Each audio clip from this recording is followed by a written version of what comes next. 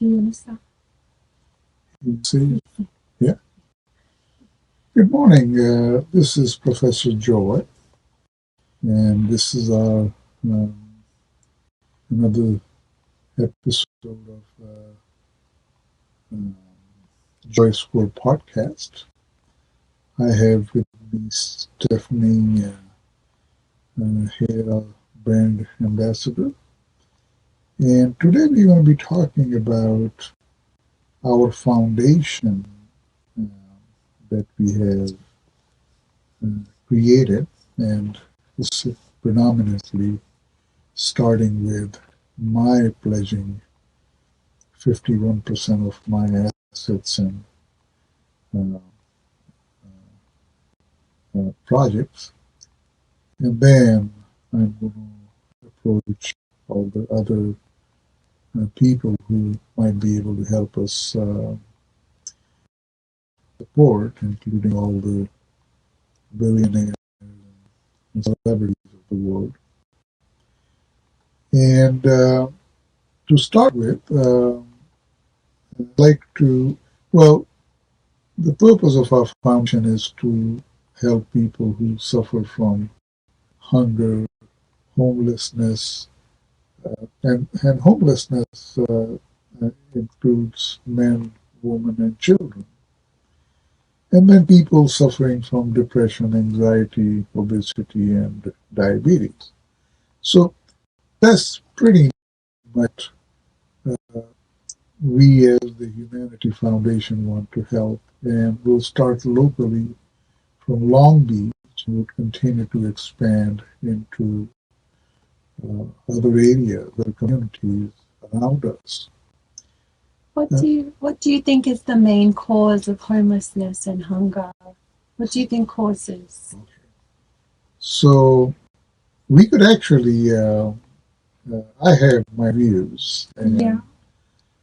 I think it starts with lack of education or illiteracy. But I want to see what our chat GPT has to say about it. So I want to ask the question, what causes homelessness?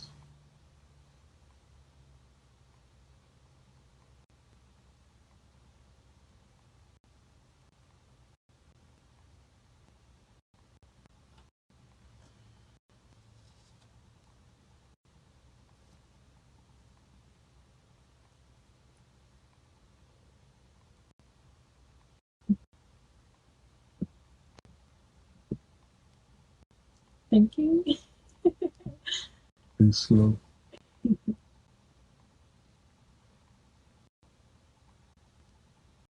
Homelessness can be caused by various factors, and it is important to note that the causes can differ from person to person. Some common factors include 1. Lack of affordable housing, high housing costs, limited availability of affordable housing, and a mismatch between income and housing expenses can contribute to homelessness. 2. Financial instability, factors such as job loss, low wages, unemployment, poverty, and the inability to afford basic necessities can lead to housing instability and homelessness. Period. 3. Substance abuse and addiction. Substance abuse issues can disrupt employment, strain relationships, and lead to financial difficulties, potentially resulting in homelessness. 4. Mental health conditions. Unrelated mental health conditions, such as depression, schizophrenia, or bipolar disorder, can significantly impact a person's ability to maintain housing stability. 5. Family and relationship breakdown as conflict, domestic violence, or strained relationships within families or with partners can result in individuals becoming homeless. 6. Discharge from institutions. When individuals are discharged from institutions such as prison, hospitals, or foster care without adequate support systems or housing options, it can contribute to homelessness. 7. Systematic factors. Structural issues like systemic racism, discrimination, and inequality can contribute to homelessness disproportionately in marginalized communities. It is important to address these root causes by implementing strategies such as increasing affordable housing availability, providing comprehensive support for mental health and substance abuse issues, improving access to employment opportunities and education, and strengthening social safety nets. By taking a comprehensive and holistic approach, we can work towards reducing homelessness and supporting those in need. How much of that do you agree with? You know, like it's said, it can vary from person to person. Yeah. So everything that we heard could apply to some people. Yeah. So it's like if you had a long list of possibilities, you could say, well, items 1, 3, and 6 apply to this person, 7, 8, and 9 to that person. So it's kind of uniquely different for different individuals. Yeah. But in my experience, not always, but a common cause of homelessness, incarceration, both, uh, happens to be illiteracy, Yeah. lack of education. Yeah. In one of my uh, walks with Jeff Levine, our Long Beach Rescue Mission president, I asked him in one of the classrooms what people were learning on the computers. Yeah. And he said they're simply learning how to read and write. So, yeah. So, and these are like all 30s, 40s, 50s individuals, so they're not like young kids. So our partner, Readability, has agreed to provide free uh, readability access for people to be able to help improve their readability, which is basic education, being able to read.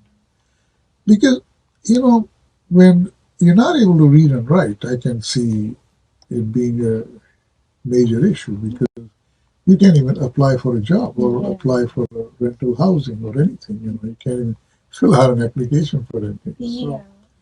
So that is one of the major issues. So our Humanity Foundation has pledged support for organizations which help homelessness in all areas, men, women, children. Now, children, we also have an organization known as Precious Lamb. So our goal with uh, Humanity Foundation is to help uh, this cause. And I feel very good about having decided to pledge 51% of my assets and projects so that I can go ask others what are they willing to do for it. Amazing. Do you think that the lack of education could be linked to other mental health issues like depression? Do you think there's a link there? Well, I don't think we can say that there's a link there, but that is one of the common elements. Okay. In some cases, if not in all cases. Yeah. I mean, you would find depression and anxiety in students at any university or higher education institution. I had my students always come to me and say they have depression and anxiety, and I'll say, go to the health center. Yeah. But I'm talking at the basic or fundamental level, Yeah. which, in fact, when I published the first book called Joy in Health and Happiness, so the Dean of Health and Human Sciences on our campus reviewed it and said, this book would help every person with mental illness or homelessness. But also the question was, can they all read it? Yeah. And I agree with that. I think there are some tools which we can provide as a nation, such as JoyScore app or the book JoyScore book or the Joy in Health and Happiness or readability. Now, these are very basic tools people can benefit from. And if they are available to people, then the next question would be how we can help them benefit from them through education, through guidance, through coaching, whatever. But, it's again, when we talk about homelessness in cities around uh, the world, they would allocate funds for housing and many other uh, support systems. But the basic uh, missing link, you may say, in this whole thing is a lack of education and them not understanding how, or let's put it this way, if you're trying to help someone, you can give them a fish or you can show them how to fish.